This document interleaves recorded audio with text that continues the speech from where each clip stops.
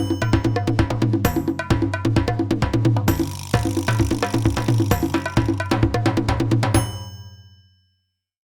we're here with another episode of the Gritty Hour. We have a very special guest today. I'm actually sitting next to my co-host Sean, who's came out of the computer and came right into person. Live and in chat. Honored guest Nathan B. Grant. Hello, Mr. Grant. Hello, Tom. How are you today? I'm fine. It's a pleasure to have you in our company, and we're honored to have you here. Thank you. Thank you. Mr. Grant is a Vietnam veteran. I believe he entered the service in 1965. 65, that's correct. And he's also a published author of two children. Were they both children's books? Both children's books, that's correct. One is called Someone That I Know, which came out in 2019, and one was called People Will Be People, which came out in 2020. That's correct. And maybe a little further in the conversation we'll get to that. But I'm real interested to hear about your Vietnam service. How did you, well, first of all, what branch did you serve in? The United States Army. Mm. I was drafted from New York, and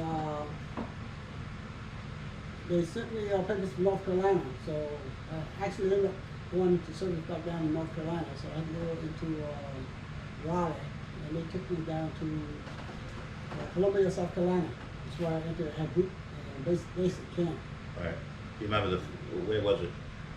Columbia, South Carolina. Oh, you remember the name of the place? The name of the place. The name of the camp? Fort Jackson. Fort Jackson? Fort Okay. Jackson, South Carolina. That's good. That's the base. Yeah. So after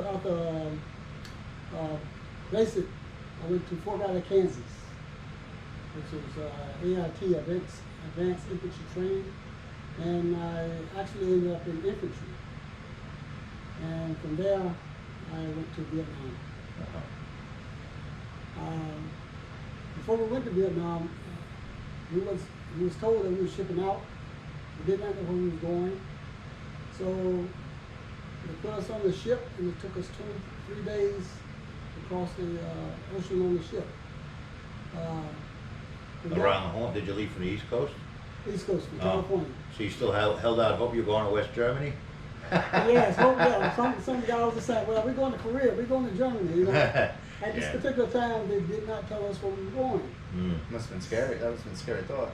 It was very scary. So what happened, the guy said, we're going to Vietnam, we're going, no, we ain't going to Vietnam. So actually, after 23 days of traveling, we stopped in Okinawa for refuel, for food and stuff. Then we proceeded on. And when we got to Vietnam, we stayed ashore for 3 days. Still didn't know we was in Vietnam.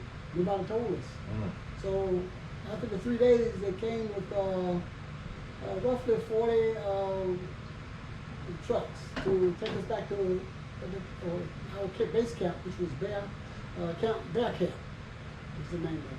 So we got to Camp Bearcat, but before we got there, I can remember sitting on the back of the truck, and they told us to face outward in the ready position just in case we got fired upon. Mm-hmm. So I can remember going to Camp Bearcat. Every sign that was on the road between the ship and Camp Bearcat, which was 40 miles, had bullet holes in it. Mm. So somewhere along that line, they had been fighting in that area. Mm. So when we got to Camp Bearcat, that's when we met a lot of the engineering soldiers who were working back in Fort Riley, Kansas. So they told us, hey, say, welcome to Vietnam. Mm. That's when we really found out that's where we were. Oh, really? Yes. Did yes. you subsequently learn where that camp was physically in Vietnam? Bearcat? We did. We did, eventually. Just an East Coast town in... Well, it was like out in nowhere. What happened was the engineering department that came over, the bulldozers and stuff, they actually made the camp. Oh, Yeah, it was the like, CBs? Yes, yes. It was like in the outskirts of the jungles. Oh, okay. They set up like tents and barracks Uh-huh. and everything for us. So it was well prepared when we got there. You know, we had beds and everything. Right. But I can remember that particular day we arrived there, the temperature was 140 degrees. Nice. 140 degrees. Nice. I've been complaining all day. It's 96 Yeah, degrees yeah, out.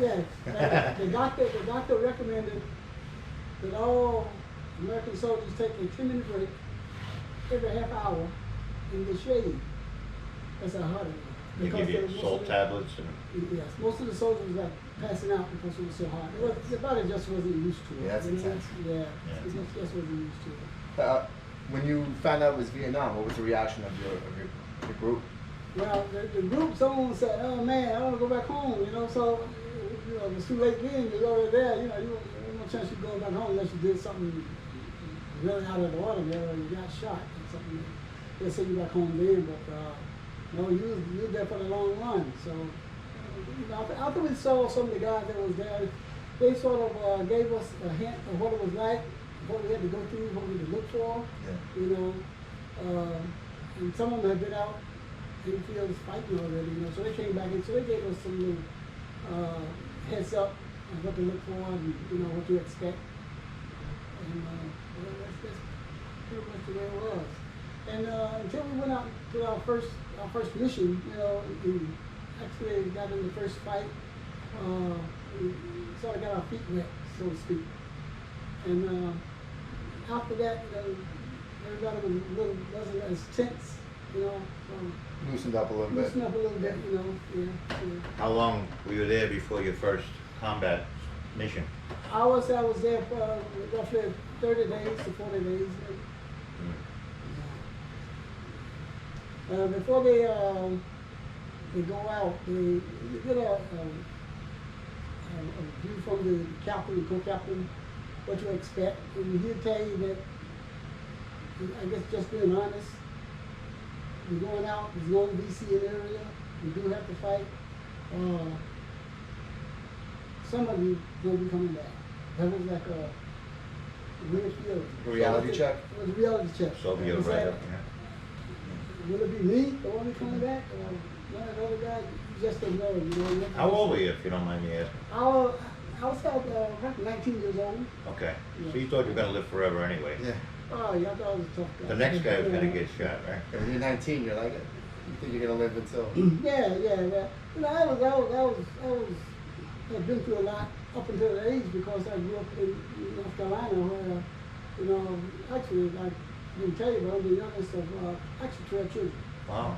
Yeah, so I've been through a lot of hand-me-downs. If you imagine. Yeah, I'm the youngest too. I know what a hand-me-down is. Yeah. In fact, I think this is my brother's shirt. I'm also the youngest. Are you really? Yeah. Oh man, we have something in common there. That's about it so far. Yeah. Yeah. So that must have been intense. Your first combat mission. Yeah, that was intense. Yeah. What did you train on? The M16? M6, now M14. Oh, the M14. Yeah, Okay. that's what we started out with. Oh, 65. Yeah. Right. Then they came out with the M16, so we had to zero in with that. So. Were they similar? Huh? The 14 and 16? Oh no. No, the M14 was like 10, 12 pounds. It was heavy. Oh wow. Versus M16 like 2-3 pounds. It was like. Yeah. But the difference was the firing power.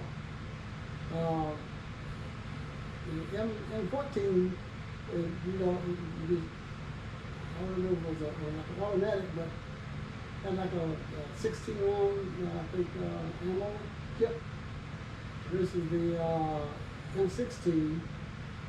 The bullets was different. They were like longer, and Yeah. when the bullets left the M16, instead of going straight, they went straight for so far, then they tumbled.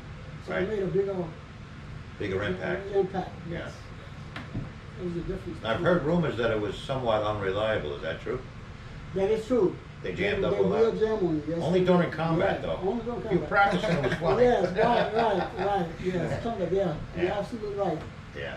Yeah, they would jam on you. They would stress the fact that clean your weapon every day. Yeah. You know, you got nothing to do, clean your weapon. You know, they couldn't Stress it emphasize enough. that more than enough. So, just curious. You know, you Uh-huh. trained in the States on the 14, the Mhm. M14. Did you get the M16 in theater? But we got just before we left. Oh, okay, so you had a little training. A little training on it, yeah. Because I'm sure the action is different. Oh, absolutely, Yeah. yeah.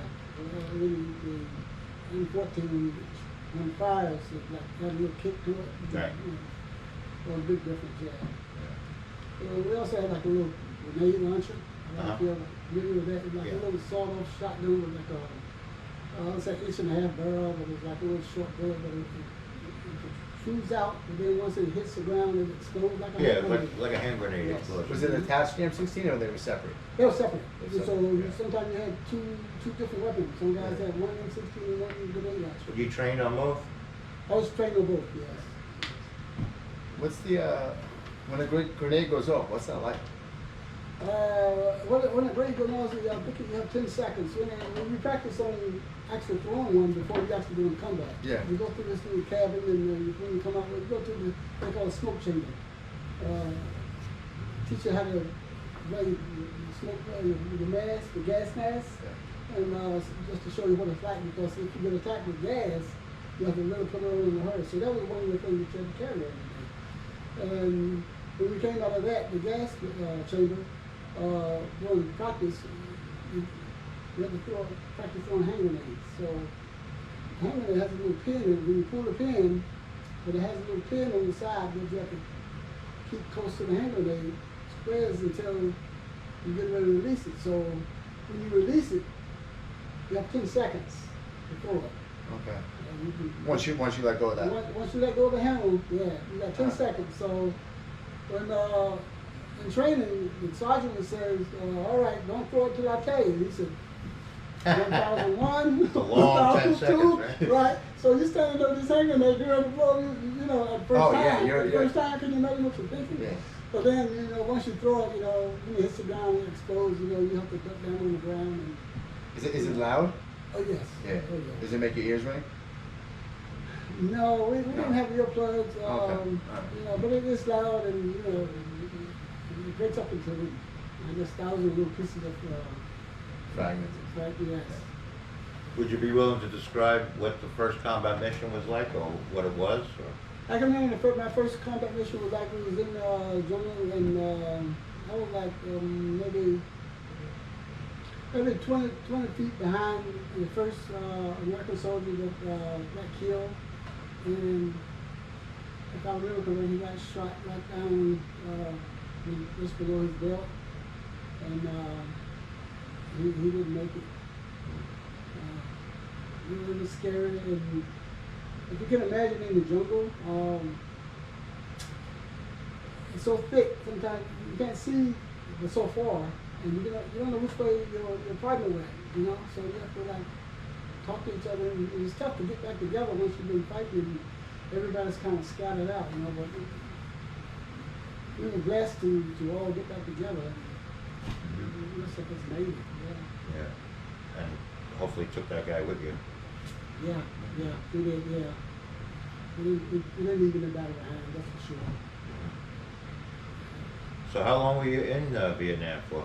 I was in Vietnam for 1 year. Longest year of your life or no? Well, you know what? It went by pretty fast because, to be honest, I was real busy between writing letters and writing for myself and traveling through the jungle. One of the things I did was a lot of the soldiers in my unit wasn't able to write, so they were like hiring me without pay. Some more volunteer. Yeah, to write letters to their girlfriend and their wives, right? So I enjoyed it, you know. So I would hook them up, you know. So you knew you liked writing even then. Yes. And what about before you were in the service, like in high school, grammar school? Were you always a writer? Did you always like writing? Yes, I did. I used to love to write. And, I didn't write a lot back then, but it didn't really hit me until I actually got in Vietnam. That's when I really started writing a lot of poetry. And what I did was I took the poetry and I took a couple of lines and made an image, which fit the line, and we created the children's books for us. That's why if you read my book, you'll see just about every one I've written so far, it's actually a poem. So you do but do you do the illustrations as well?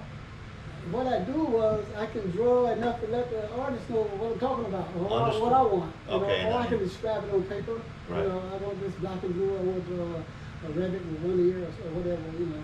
Uh-huh. Yeah. So they can they can take their imagination, put with mine, and So you do like a little doodle. right, little and doodle, they- yeah. and It's they- enough for them to be Create able to something. create, yeah, to create something. Yeah. And did you do that in Vietnam as well? When you were writing letters? No, I did not. No, No. I wrote a lot of poems to some of the wives and stuff. Yeah. Yeah. So Vietnam was like a springboard into your writing. Yes. Yes. So all these guys that you wrote letters for, Some of them- their wives all thought that they were writing it? They probably, yes. I married a poet. Oh, right. Yeah. Oh, here's the kicker. Back then, it was like, you know about segregation, you know, Uh-huh. most of the guys were my best friends, were, you know, they were white, and I was writing to their wives, and they're saying, where these letters are coming from? They knew where it was coming from. They were like, oh man, you're kidding me, right? But, Yeah, so- it was fun. Especially in '65, sure. Yeah, we had so much fun, Yeah. yeah. Yeah, some of the guys, man, I hope they're still alive. Man. I would love to like meet some of them. There was two brothers, actually, Clyde and Clark Cox from Georgia. Mhm. The two twins. And back then, they weren't allowed to have two brothers in the same unit. They were not allowed. They were not allowed, no. But That's the Sullivan they law, told right? yes, they told them no. Say if I go, my brother got to go. If my brother ain't going, I'm not going. You know, so they let them go. So they was happy. They was in my unit. Yeah. Oh, so they got around that, huh? Yes, they had Wow. around it. Yes, they did. Yeah, Yes, they did. very rare. That's, I would think, very rare. Yeah, very rare. Yeah. There's only two that I met. The whole time I was in there, that was actually twins. Wow. So one just refused to go without the other, and Yep. they relented. Yep. Interesting. Mhm. There was our machine gunners. So they were like built like, Bruno San Martino. Like Rambo? Yeah. Oh, Rambo? Yeah. Yeah, I guess you could say that. Yeah, and they carried their 50 caliber machine gun. Wow. If you can imagine. So they were both on it. One was the tripod guy and one was the machine gun guy? Yes. Wow. Yeah. So they were both on the same. Huh. Yes. Interesting. And if you can imagine, carry, I think they must have weighed at least 40 pounds, 45 pounds. In 140 degree Yeah. weather. Yeah, the 140 degree weather.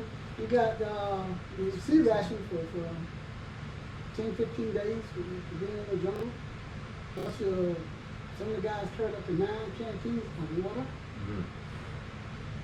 And if you can imagine, plus your ammunition, and I mean, you like loaded. Yeah, you're walking like that. Yeah.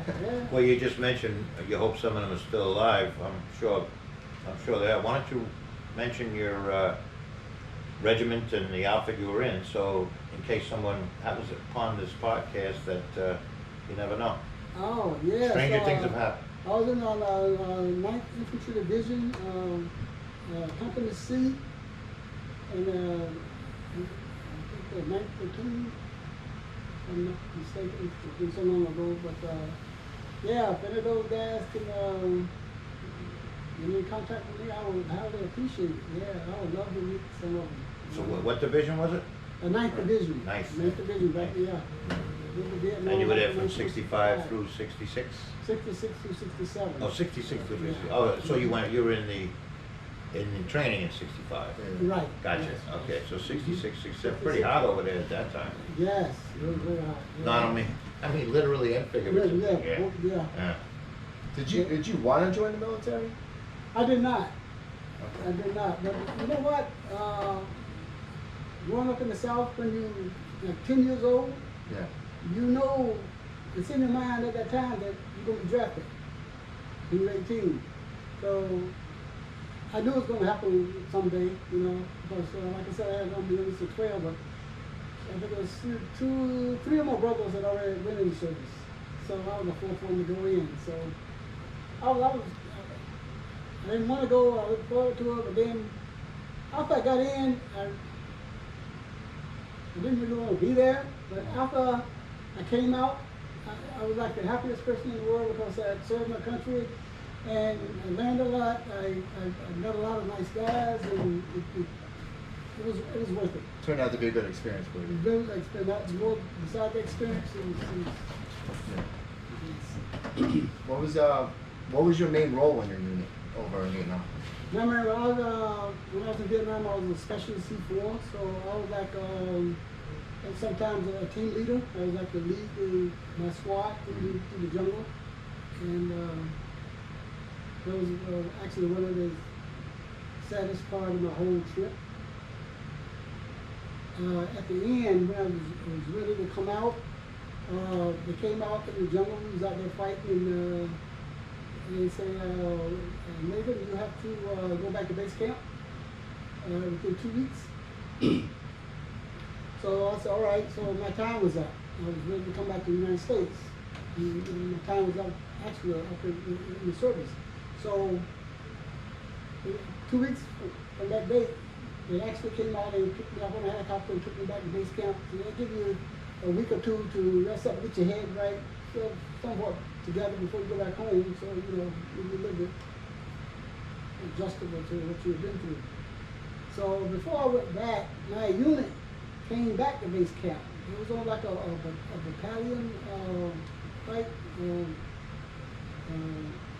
mission, if you will. So when they came back, the first thing, a couple of guys in the third squad, they came running over to me and they said, Nate, says, guess what happened? I said, what? He says, my squad had went out on a mission. They all got blown up. Your squad? My squad. Wow. Had I been there, I would have been right there with them.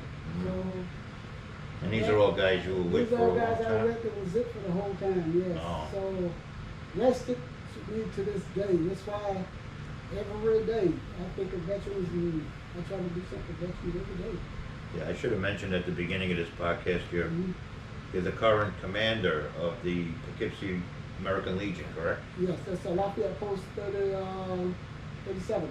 Mhm. Yes, 37 is the oldest American Legion post in Dutchess County. Mhm. I was told that back in the day, President Roosevelt was a member. And I tell people today how interesting is that. I'm the commander of the Lafayette Post 37. He has never been the commander. Had he been alive today, I would have been his commander. How cool is that? You know, so I said, man, that's really cool. He was in the he was in the Navy, was he not? I think he was. Before he had polio, he was, polio, yeah. yes. Yeah. Because he always had a joke with Churchill. They Churchill? called themselves something with the Navy. Right. That's how they referred to themselves in their correspondence. Right. Yeah. So very interesting. So you had, I'm sure, you saw more combat for a lifetime. Oh, yes. I'm sure it yes, ended. I'm sorry it ended the way it did with your squad. Yes, so am I. It's amazing that every soldier that went over there come back have a different story. Some of the guys, I went through a lot, but some of the guys just went through so much more than I did. They have a powerful story. And interestingly enough, some of the guys cannot talk about it like I'm talking today. Cannot sit down and talk about it. You cannot do it. No. Yeah. Can't do it. And I can understand that, because some of the guys on a mission and you're fighting, say, we ended up with a human wave where both sides run out of bullets, then you got to meet each other with bayonets and stuff. Some of the guys actually did that. That's Yeah. intense. Yes, and 'Cause that's it's either me or you. yeah, exactly. And then, what interesting enough, what happened is sometimes in the Viet Cong, before they go out on a mission, fight, they would power up and pot. Yeah, we drug 'em up, Drug them up. yeah. They're so drunk that you can shoot them. They keep that on after you because they don't feel nothing. Wow. Some of the Germans did that in World War Yes. II too. They drugged them up before a battle. So they just keep coming at you. Yeah. Yeah, keep coming at you. Yeah. That would mess with your head, I would guess. Oh, absolutely. Yeah. See that when I was saying that some of the guys can't talk about it. There's some problems. Some of the guys they just don't want to. I'm glad you can talk about it because we need some of you men to Yes.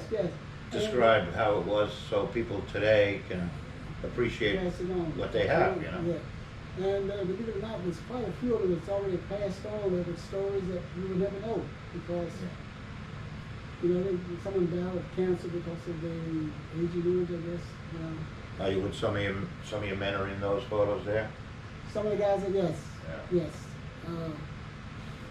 I know there's a glare on them, so it was hard to come out. Yeah, Well, that's you. That's me when I was in Fighting trim, so to speak. foxhole, getting on the tree, getting the tree. Yes, this picture here is some of the guys that was in my unit. if, let's see, if you look at this picture here, you see that I'm the smallest one in the group. Mm-hmm. That's how I ended up as a tunnel rat. Oh, you were a tunnel rat? A tunnel rat. I was a tunnel rat. Oh boy, Yes, yes. a 45 and a prayer. That's all you had. Not quite. You went into them tunnels? Not quite. Okay. I did go in the tunnels. Uh-huh. Because I was the smallest in the group, I was volunteered to be a tunnel rat. Uh-huh. Were you volunteer or were they saying you're going in No, there? no, you going in You there. volunteered. There's a difference. Yeah, so being a tunnel rat, I can remember the first time I had to go in the hole. The hole is normally 18 inches in diameter. It's not big because the average head conway is 90 pounds. Mhm. And his height, he was smaller than you. It was small. I think it was 5 feet, 5'5" pounds. So the first time I went in the hole, they told me to go in down and see what was in the tunnel. So I was all right. So if you can imagine, it's really dark in there. Also, when you go in the tunnel, you find anything. You can find the enemy in there, scorpions, snakes, black spiders, you name it. All those are inside this tunnel. Believe it or not, being the first man to go in the hole, and that was me. The only thing that they gave me was a flashlight. Not even a 45. No 45, no M16, no nothing. Mm. Yep. And you were praying there was nothing on the other end of that light. Yes. You The were... only thing was between me and the other end of the tunnel was light and opportunity. So if I saw somebody, they could have easily, like, you know. Why wouldn't they give you a 45? Well, their thing was, you go. I was to go in first. Yeah. If I was to see something, my mission was to drop down. They were supposed to shoot over my head in an 18-inch hole, which would have knocked the top of my head completely off. No doubt about it. Yeah. Yes. I'm just trying to process this. Right. I don't think I could have been laid down far enough that a bullet could have went between the top of my head and the top of the toe, to be honest with you. But that's what it was. So normally when I go in a hole, if the hole was like full of cobwebs, spider webs, then I would say this hole hasn't been used for days or months, or maybe a year. So I would back out and say, there's no sense in going all the way to the end, because sometimes they could come out, the end of the tunnel could come out half a block from where the beginning is. Yeah. So you learned what was been dormant for a while versus what's freshly, been freshly used. Exactly. Yeah. So basically- you're probably always praying for the cobwebs. Yeah. Oh, absolutely. Yeah. Yeah. I'll take a spider. I think a spider, scorpion, anything. Yeah. The Did you- enemy. Yeah. Did you because- come across VC in the tunnel? Not in the tunnel, but we came across many of them in the fighting. Yes. But what they do, they have a reconnaissance plane that goes out and flies over, and they pretty much tell you where they are located. They see like the smoke comes up in the area where they're not supposed to be. They say there's no VC in the area, so we got to go in there and clear this area out and take, destroy the bunkers and everything. So that's basically what it is. But thank be to God, you never saw one in the tunnel. Oh, yes. So I keep saying, I thank God every day for sparing my life. And when I look back from birth to Yes, sir. So we were talking about, actually you were just telling a story we took a 5-minute break, about jumping out of a helicopter. Can you repeat that story? Because I was busy, I didn't even hear the whole thing. Oh, okay. It sounded hella interesting. It was good. I was like, wow. Yes, I was telling Sean how we went on a mission at one time, and we all had to, at the time, when we go on a mission that says 20 helicopters, and each helicopter has 2 50 caliber machine guns mounted on each side. So just before we land on the LZ, where we do the fighting, they open up all the machine guns and shoot an area which we have to land at. So after the helicopter gets a certain height from the ground, we all have to jump out. So after everybody had jumped out, there was one guy that was in front of me. I can remember that day. He was scared to jump because the helicopter, when the captain says, raise up, the helicopter has to raise the helicopter and go back on their mission. So the guy, the soldier that was in front of me, so I had to push him out, and then as the helicopter was going up, then I was the last one. I had to jump out about Oh, boy. 15, 20 feet. Oh boy. So, yeah, by this time they had scattered through the jungle, so I didn't know which way they had gone. So, but that was my little. That's getting a experience. mission off to a good Yeah, start. that was all. Yeah, the place was on fire from all the firepower. That's your Rambo moment. That's my Rambo moment. Absolutely, absolutely. That's my Rambo moment. Yes, yes. And when you're flying in a helicopter, one interesting thing is you don't have no seatbelts. So the guy that's riding on the outside edge, it's like very dangerous because if the helicopter captain tells him to swing at say a 45-degree angle, the helicopter goes like this. So I can remember I was on the outside edge this one particular flight, and where the seats was in the helicopter, there's this pole that goes from the floor to the ceiling. So because I didn't have a seatbelt on, I had to wrap my arm around the pole and hold it to keep from falling out the helicopter. Wow. Yeah, while he was like on a 45-degree angle going around. You know? Damn.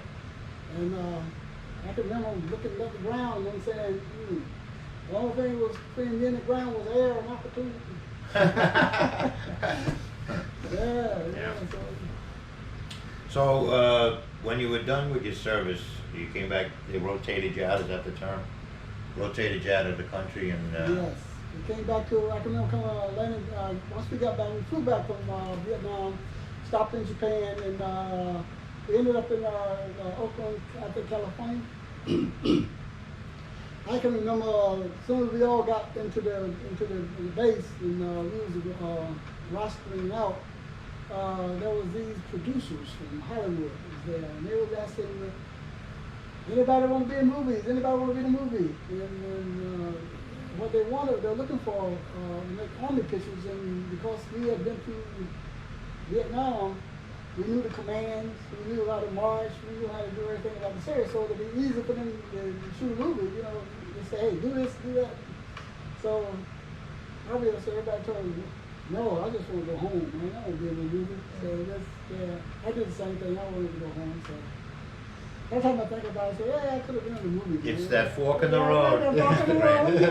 What Could do have you been do? a Hollywood star. That fork in the road, yeah. What do you do, man? Yeah. So, but, Oh, you got Hollywood good looks. You would have been fine. Yeah. I was keeping the fellow back in the day, I guess. So what'd you do? No, so then I came back to Poughkeepsie. And, Oh, you were already living here in Poughkeepsie. I was already living in Poughkeepsie. I Okay, got so you had moved yeah. up from North Carolina. to Poughkeepsie prior to your service. Right. Understood. Okay. Prior to coming to Poughkeepsie, people ask me, why did you come to Poughkeepsie?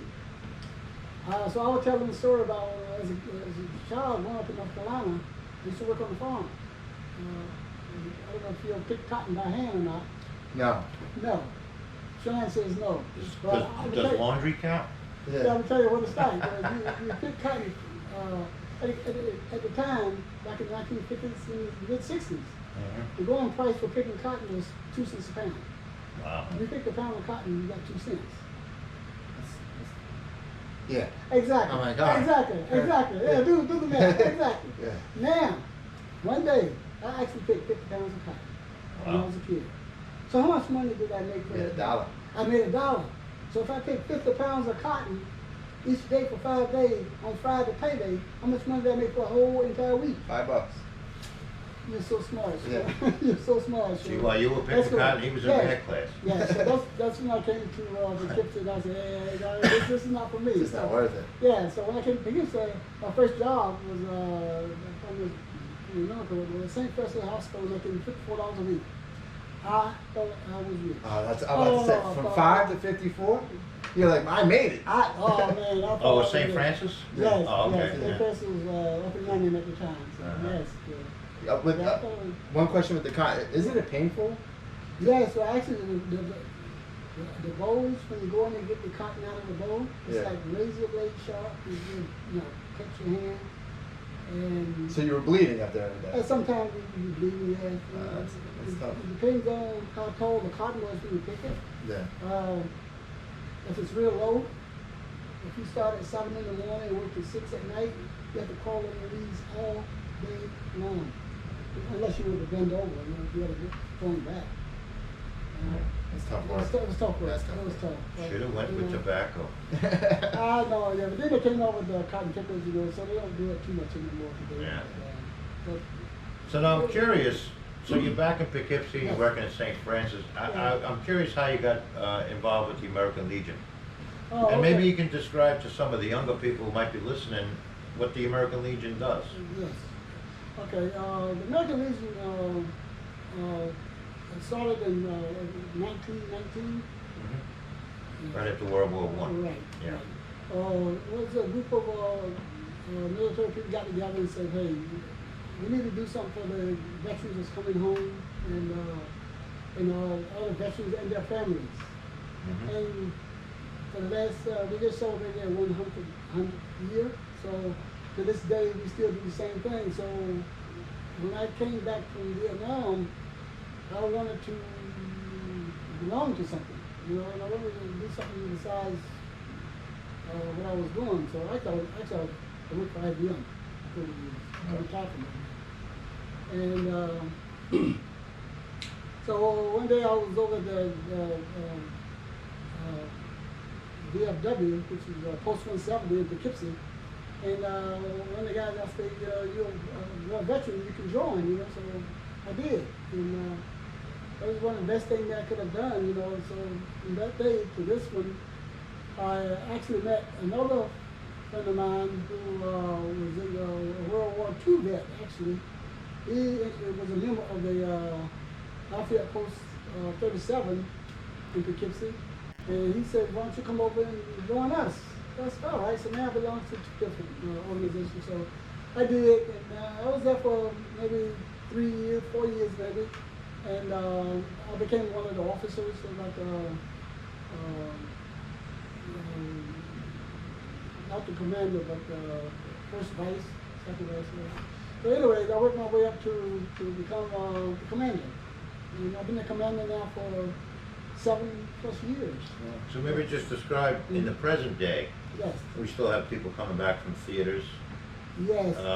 say Afghanistan or Yes. Yes. a few years ago Iraq, or, you know. What do you do for those guys? The guy that's coming back from Iraq and Afghanistan, if they need help, they can call out to Post 170 or the American Legion. We'll be more than glad to help them if they're in need. If it's all possible, if they're able, and we would love to have them to join because we need more younger people. Like in my organization, most of the veterans there are in the late 70s, 80s, and got a couple, maybe close to 90. One of them is over 90. I think it'll be 93 this year. They World would War be II? all Korea. Yes, Yeah. yes. But we would love to have more veterans to join. Yeah. They got to keep it going. Gotta keep it going, absolutely, absolutely, yeah. And we do a lot of things to raise money, like particularly last Sunday, we did a big fashion show over at the VFW to raise money to give to vets that say need. And that was the auxiliary organization, which is at my post 170. And believe it or not, the Post 170 auxiliary is made up of just about all women veterans, which is interesting. When you hear about veterans, you never hear them talk about the women veterans, but there's a lot of women veterans out there. Oh, certainly. And yeah, so I'm very proud of them. It's roughly 7 or 8 of them. Uh-huh. So, That's cool. Yeah. all women veterans. Some of them are high ranking, lieutenant colonels. Yeah. So you get into that community and you, Yes, we and live in the community. Yes. somebody reaches out to you, or do you seek out maybe the people that you know are just rotating back from, say, Afghanistan, or? Then we kind of advertise and tell the people when we have meetings to know of anyone, go out and try to recruit them, and we post signs out, veterans want it, Right. all over the community. And I would think that would help them, especially some, you've been reading articles about PTSD and yes, yes. Yes. having them involved in something that helps others might actually be therapeutic for them as well. Yes. You know, and which brings me to my question: do you think, because you said you were always a writer, or Mhm. it manifested itself when you were in the service, your writing? Mhm. Did you find that therapeutic post your after your service? Oh, absolutely. It comes to me all the time. It's kind of different than just trying to sit down and write something. Mhm. Believe it or not, it comes to me like all at once. Sometimes they come to 1 o'clock during the day, 2 o'clock in the morning, and the thought comes to my mind. And like the average children's book that I've written, it normally takes within an hour. To write the book. It all comes to me at one time, but once it comes, it goes away. And if I don't write it at that particular time, It it's goes almost like away it anyway. goes back. Yeah, Yeah. it's hard to. So it yeah, flows hard to- right out of you Yeah, all in it one flows shot. right out. So it's hard to try to think of the lines that you thought of if you don't write them down. Right. Oh, it's almost, you can't do it. It's Yeah. almost impossible. A lot of writers say you have to have a pen you and gotta paper, at have least a it. pen and That's paper right. with you. Yeah, that's why you see a lot of the songwriters. Uh-huh. A song will come to them while they flying on an airplane. Mhm. Give me a paper bag, anything. Yeah. If they don't write it down right then, It's gone. yeah, it's gone. It's Mhm. gone, Yeah. yeah. But you did find it therapeutic in terms Oh, of. well, yes, Yeah. for me, I love it. Yeah. I love it, yes. Yeah. I just love it. So in 2019, you came out with a book. Sorry, gotta put my glasses on. Yes. I'm blind as a Oh, bat. well, Someone that I know. Someone that I know. That's a. Yeah, yeah, Is it a someone- book geared toward children? Yes. Uh-huh. Someone that I know, actually, I wrote it when I was in Vietnam. Oh, And, really? Yes. Wow. And I sat on it for like 40 years. It actually Wow. it was a poem. So when I got back home, I had written it and I said, well, what can I do with this? Believe it or not, I took someone that I know, I sent it to Nashville, Tennessee. I read a little article in the back of a book that says, you have a lyric, sent it to Nashville, Tennessee, we will make a record out of it. So that's what it was in the beginning. I actually made it was a record. Like a music record? Original Wow. record. It was Did yeah. you So sing they on said it? They said it to. Did you sing on it or not? No. Uh-huh. They what they did was they set it to music, and they had someone out there to actually sing it and set it to music. And that's what they set the music in their actual record back to me. And That's I cool. can remember that it cost me $45, like in 1968, to cut a record. Wow. Put it, send it to me. Yep, $45. Costs a little more now. Yes. Still have that record today. You do? Yes, Oh, that's when I great. got it, and they sent it back, I got it through the mail. I was scared to play it because I didn't know what it sounded like. You know, but then after I played it, you know, hey, it don't sound so bad. I laughed at it for a while, but it was kind of cool, you know. But then I sat on it for another, I guess, 40 years, and I said, something else got to be done, you know. So and I looked at it one day and I listened to it and I says, I took the first couple of lines and I put an image with it. And then I found out that every other line had an image. So that's how I ended up with the book, with each page, with the Right. words and an image on each page. And Right. it turned out to be a book. So one day I was in the library taking computer classes and I was looking on the computer for a publisher. And I just happened to run across Arthur House. And they actually published it, the first one. Which was, actually the first publication was 19, I think, 13? Yeah, 13. Yeah, it's been reissued actually. Yeah, they reissued it a couple of times. It's been a pretty popular book. Yeah. What was it? One illustrator or multiple illustrators? One illustrator. For someone that I know. Yes. Yeah. Yeah. And I think people will get to later. I think there was one illustrator too. Mhm. And that's essentially geared toward children? Yes. Well, yeah, everything so far that I've written is pretty much geared towards children. Because I have a passion for little children. Because of where I grew up, you know, I can tell you that was, in my household, it was mandatory that we went to church every Sunday, or Sunday school, and that's how I became closer with, you know, getting to know Jesus, and that's how I thank him so much every day for expanding and from where I came from, you know, and where I started out in life to where I am today. Obviously, he spared you for a reason. Yes. It's strategy for a reason. So that's why I love working with people. I love meeting people like Tom and Sean. Super guys. Yeah, man. yeah, it's good. Oh, It's man. definitely good for me. I was so happy before I got over here. I'm going to meet some nice people, man. I was so happy. Yeah. The book you wrote, Someone that I know. Someone That I Know, Uh-huh. is that, did you write it based on your experience in Vietnam? No. Okay. No. It really based on my experience with, I guess you could say with Jesus going to church. Well, my thing was to get young children to believe in someone of a higher power at a very early age. It would enhance their life, and teach them the right thing to do, and to ever in turmoil or in trouble, you have someone you can Something you can count count on. on. A little Someone you can foundation. talk to. Yeah. Someone to believe in. That's basically what the book is all about.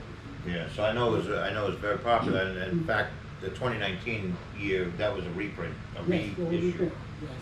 But in 2020, now I don't know if this is a reissue or the right year, you came out with People Will Be People. People will people. That's the first edition. Okay, Yeah, so it just came out last year. Last year, Page Publishing in A little COVID action for you, huh? Yeah. That's now, yeah. Yeah. Yeah, well, People Will People actually was written right after someone that I know. They were both written within months of each other. Wow. Yeah. Yeah. And is it the same procedure? Like, did you find ill? Yes, Like, yes. you found images that fit? Yes, People Yeah. Will People. It's pretty much the same as someone that I know. The lines, the images fits perfectly. If you read the book, you will see that they're both very, very similar. Very good. Yeah. And the third one that's coming out will be exactly the You same. got one coming soon? I have written many, but I have another new one coming out. I just got to put the images with it. Will be 4 years is the name of it, actually. Well, I hope you consider coming back and describing that when it comes out. Oh, I'll be more than happy to. Yeah, we'd be more than honored to have you back. Absolutely. And we certainly appreciate you coming today. Yeah, it's been a pleasure. What's the address of the American Legion Hall if anybody's interested in reaching out to them? If you want to join the American Legion, you can contact me to just stop by 131 Hudson Avenue in Poughkeepsie. Okay, and you're there a lot? I'm there every week. I'm there pretty much every Friday at noontime because we get a lot of donations. At my post down from my office, I have we have a large pantry, which people donate food to Adams, and they come by and drop it off in like I said, I have 24 apartments or veterans in my complex, and we kind of serve them whenever they run out of money or food. Is that or hot sustained dogs. by the American Legion? Yes, it is. Oh, so that's some of the tremendous work you guys do. Yes. We do Yeah. food for veterans everywhere there. There's a lot of people donate clothes and different things, gift cards. Mhm. Yes. Anyone in the remote vicinity of where this podcast is, we're located in Millbrook, but Poughkeepsie's a stone's throw from here, can reach out to that Poughkeepsie American Legion Hall. Either if you're a returning vet that might need some help, or you'd like to get involved, maybe you just rotated out of Afghanistan, you'd like to stay involved in the military community, or you'd like to donate to American Legion Hall. Either way, Mr. Grant will be glad to see you. Certainly. All right. Well, I can't tell you what an honor it was to have you here today, sir. Thank you. And thank you for serving the country in and out of the service. Yeah, anytime. Yeah. Pleasure's all mine. And- Thanks for your honesty today, too. Your honesty. You're Yeah, welcome. appreciate You're it. welcome. Absolutely. And certainly like to have you back maybe when that other book comes out. Oh, absolutely. What was the name of the book? 4 it is. 40 Years. No. 4 it is. For it. Four it is. Yes. Okay. To give you a little preview, it says 4 it is. Not so much the big things in a large amount, but they have ways of taking care of themselves. 4 it is. The little things in life that counts. Very nice. Gotcha. And thank you so much again for coming by, sir. You're welcome, Tom. I And we'll appreciate see it, man. we'll You see and Sean, we'll see you in the very near future. you got it. All right.